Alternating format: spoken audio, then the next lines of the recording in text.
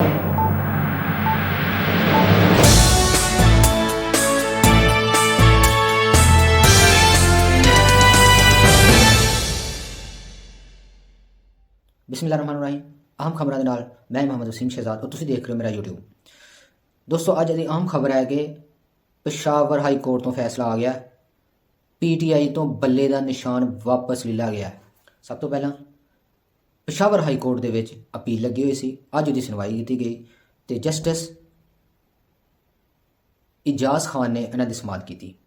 ਉਹਦੇ ਵਿੱਚ ਉਹਨਾਂ ਨੇ ਆਖਿਆ, ਦੋਨਾਂ ਫਰੀਕਾਂ ਦੇ ਦਲਾਇਲ ਸੁਣਨ ਤੋਂ ਬਾਅਦ ਉਹਨਾਂ ਨੇ ਆਪਣਾ ਫੈਸਲਾ ਦਿੱਤਾ। ਫੈਸਲੇ ਦੇ ਵਿੱਚ ਉਹਨਾਂ ਨੇ ਆਖਿਆ ਕਿ ਇਲੈਕਸ਼ਨ ਕਮਿਸ਼ਨ ਦਾ ਜਿਹੜਾ ਫੈਸਲਾ ਸੀ, ਜਿਹੜਾ 22 ਦਸੰਬਰ ਨੂੰ ਸੁਣਾਇਆ ਸੀ, ਉਹੀ ਫੈਸਲਾ ਦਰੁਸਤ ਹੈ। ਜਦਕਿ PTI ਦੇ ਵਕੀਲ ਨੇ ਇਤਰਾਜ਼ ਉਠਾਉਂਦੇ ਹੋਏ ਆਖਿਆ ਕਿ ਇਲੈਕਸ਼ਨ ਕਮਿਸ਼ਨ ਨੇ ਹਾਲੇ ਤੱਕ ਫੈਸਲਾ ਜਿਹੜਾ ਉਹ ਵੈਬਸਾਈਟ ਤੇ ਉਹਦਾ ਸਰਟੀਫਿਕੇਟ ਜਾਰੀ ਨਹੀਂ ਕੀਤਾ। ਇਹ ਜਿਹੜਾ ਫੈਸਲਾ ਸੀ, ਇਹ ਇੰਟਰਾ ਪਾਰਟੀ ਇਲੈਕਸ਼ਨ ਦੀ ਵਜ੍ਹਾ ਦੇ ਨਾਲ ਜਿਹੜਾ ਨਹੀਂ ਸਹੀ ਹੋਇਆ ਸੀ। ਇਲੈਕਸ਼ਨ ਕਮਿਸ਼ਨ ਨੇ ਉਹਨਾਂ ਕੋਲੋਂ ਨਿਸ਼ਾਨ ਜਿਹੜਾ ਬੱਲੇ ਦਾ ਵਾਪਸ ਲੈ ਲਿਆ ਸੀ। ਉਹਦੇ ਉੱਤੇ ਸਮਾਅਤ ਜਾਰੀ ਸੀ ਅੱਜ, ਔਰ ਉਹਦਾ ਹੀ ਫੈਸਲਾ ਆ ਗਿਆ।